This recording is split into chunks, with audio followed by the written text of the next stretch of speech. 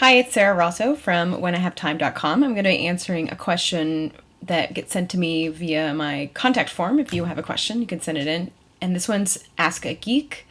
And this is from Kristen. She wants to know about photography.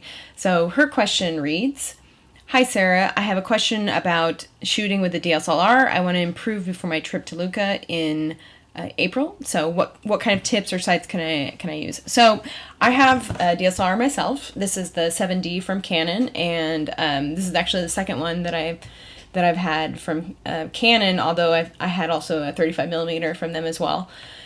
And the first DSLR that I had, I spent a lot of time actually reading the manual. And you get a really nice thick one. This is the 7D one, so it's actually not as used because a lot of the functions are the same.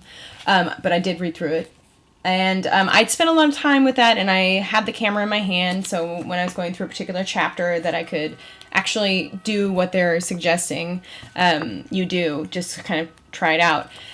And if you have an ebook reader, you can usually find online, this is the iPad, I found the PDF, and now you can actually put PDFs on the Kindle app or Stanza or some other ebook reader app, and you can have it as a quick reference, because I know that this can get heavy to bring with you, especially if you're going traveling or something. So the manual have to be, kind of by the book, but the manual is a great place to start to really learn your camera. The second thing that I recommend is there's a ton of websites online, but I'm going to stick to books for right now. This is a series called The Digital Photography Book, and by Scott Kelby, and it's pretty popular. It's not a bad price either. I think it's probably about $10. And the examples, I think, depending on what you're looking for, are really basic. But that might be, for example, this chapter says tips for shooting panoramas.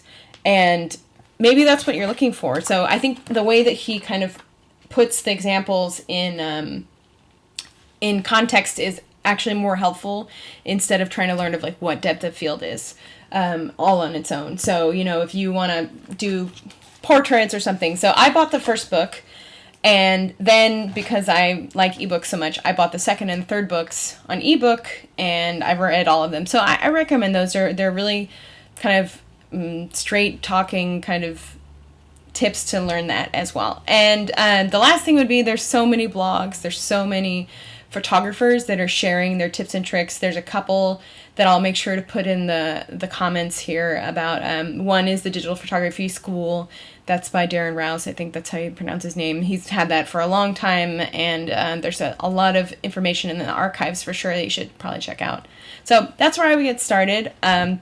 Try and set some goals for yourself. Maybe pick an area. For example, you want to improve landscapes, or you want to improve your portrait taking, or you want to improve, with depth of field or something.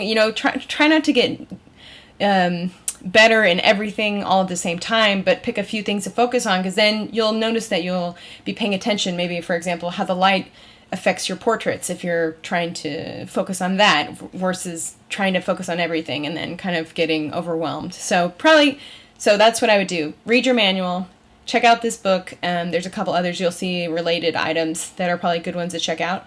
Check out some of the blogs, and then set a couple goals for yourself as far as which areas you want to focus on and get better. Hope that helps. Thanks.